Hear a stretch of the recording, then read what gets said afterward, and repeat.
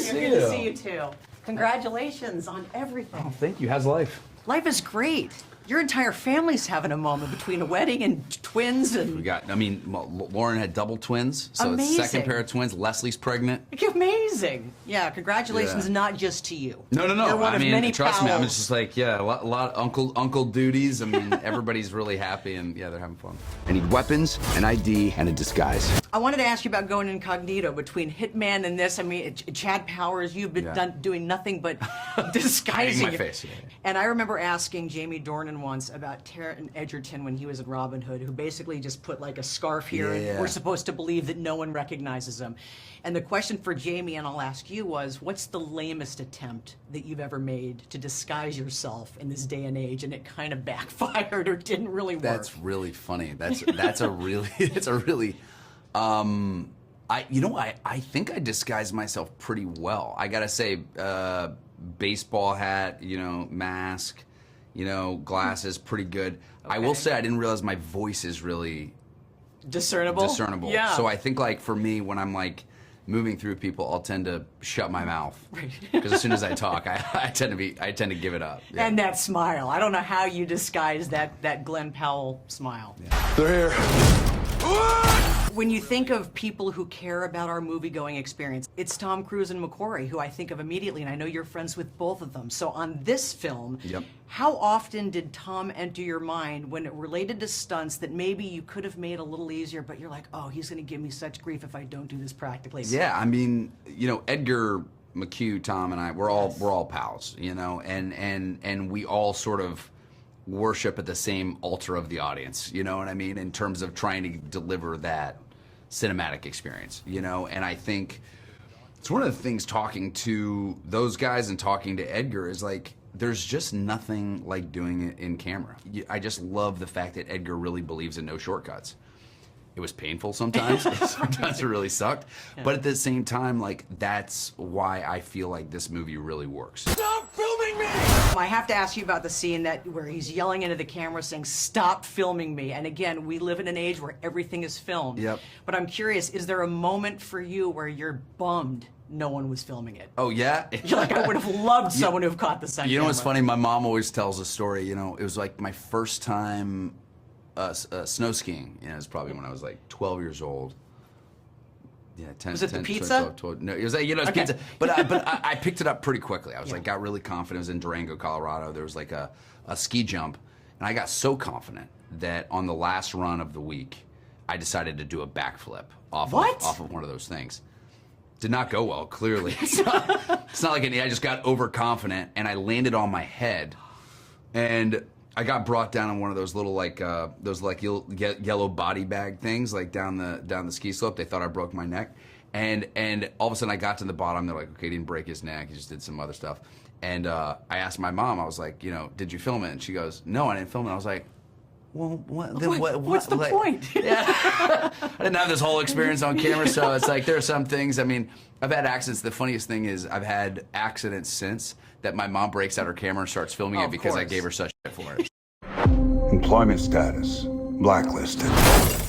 But there's still a way out for you. Congratulations on another crazy performance, thanks to Josh Brolin. How much of a stretch was it to play a guy who clearly cares about his looks? Because you always... No. I know what you're going to say. I don't care. You don't? I don't give a shit. And this guy does. And this guy does, which was fun. And it got me, there's a guy that I know in London. We call him Posh Tom Chamberlain. He runs the Rake magazine. And he's very posh. He dresses really nice every day. And I used him for this, and I got obsessed for about 3 weeks. Okay. For how I look. And then it went away quickly. Oh, you're Then I got lucky. home and I put my jeans back on and I started riding my bike again and all that kind of stuff, and I went back to normal. But I really enjoyed it. Yeah. I really got what were the clothes again? Armani. Armani. That's a name I even know, and I'm not that fashionable. And it was great, and it was like an 80s kind of version of, like they got an old 80s, anyway, I could go on and on. I had a lot of fun. Survive, and you will walk away with $1 billion new. This also addresses a very scary moment. I mean, the fact that you can take someone's face, they sound just like them, they're saying things they never said. Oh, yeah. In this age, how do you discern the truth? I mean, look, you know, Instagram is a perfect example. You look through Instagram, especially now, and you have all just video after video. You have somebody on the toilet, and there's a deer that comes through the window, and then a bear that comes after the deer, and you're like, this is trauma. This is, but none of it's real. But what you're saying is about acting and like when that, this and that. It's all fantasy. crazy. But I don't mind living in fantasy. It's like I don't do drugs anymore, so it's like a version of drugs for me. It's all Okay. good. But I mean, I can't tell you how many times my husband has shown me something. I'm like, Ken, the It's whale not real. isn't swallowing I the do baby. that. I like- do that same thing with my wife. I go, look at this, and I'm laughing, and I show her, and she goes, you know, it's not real. I go, it doesn't matter. It's funny. This is America! What is a show that you're afraid to admit you watch? But if Coleman Domingo were in it, it would be that much better. The Brady Bunch. What would he do in the Brady Bunch? I know it doesn't matter. Could he be Play a the neighbor? dad? Yeah. Play the dad. Why couldn't he be the dad? He can be the dad. He can be the neighbor. He can. I don't know. Anything. Coleman Domingo can do anything, and Yeah. I'd watch it. Edgar talks about the fact that he loved Glenn. Yeah. Stephen King had to sign off, so Yeah. Edgar sent Stephen Hitman for him to watch. Oh, really? That's what, yes, Oh, according right. to him. Yeah, yeah. And then he obviously said, yeah, he's good. Right, We'll right. have him in this. What is a performance of yours that you would hope someone would send off if they weren't familiar with their work, had to agree to cast you? What would that thing be for you? Goonies. Yeah. No. I don't know. I don't know, because people respond to different things. I like, you know, I've done enough different things that I don't know. It's like, oh, this represents him really well. I don't know. American Gang, I don't know.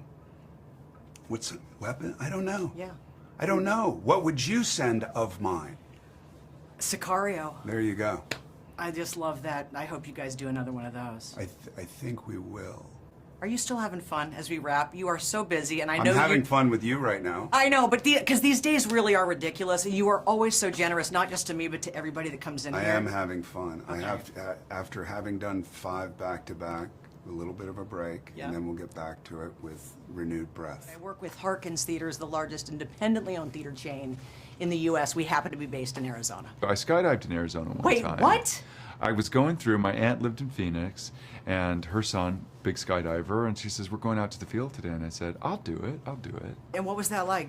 Glad you did it? I mean, will you ever do it again? totally glad I did it. I haven't done it since, but haven't really had the chance to. It was a very impulsive thing to do. And can I say that it's like, when you're falling, it's, you know, thrilling, you can't really think of anything else. When you're hanging in the air, beautiful. Yeah. But that moment that you jump out of a perfectly good plane, Yep. insanity. That's something McCone would do, don't you think? Has done it Has done it several times. many times. Loves jumping out of a plane. You know, which leads into my first question. I want to know more about him. Does he have a family? Does he have children? We don't know. What say you? That's the appeal of McCone, right? He's Yeah. a mysterious character. He can be very violent to certain people, but he's mysterious. So that's the mask. That's the aura he's trying to cultivate. Is who is this? Who is this guy? What does he do with his off time? What happens when the mask comes off? Does he have a dog? Did you answer What does he those have for questions? dinner? Huh? Yeah, what does he have for dinner?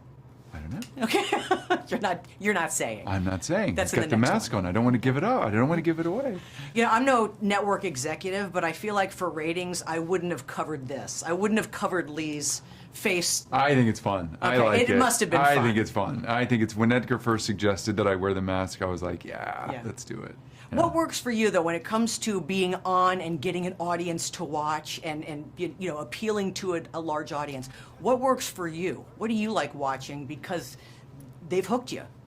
I mean, what would I like Yeah, to what watch? would you like? Yeah, I what like works to for watch you? like an original story. You know, I want to watch a director like Edgar Wright kind of bring something to life in a way that you're not thinking about anything else other than the characters, the story, and you know, it's rare that you get something that kind of puts you on the edge of your seat and you're not thinking about what does this story mean to me. You're just thinking about the characters. It's Tara Hitchcock. I work with Harkins Theaters, the largest yeah. independently owned theater chain in the Did we U.S. talk at CinemaCon? Right? We did. We talked to CinemaCon. See, We I did got a good Baby memory. Driver. Well, I love talking to you, and I'm so excited for you with this film. I know this is something that's been on your mind for quite some time. How different is what we see on the big screen? How different is this version from what you originally saw in your mind years ago when you thought, you know what, I've got something to say as it relates to this material?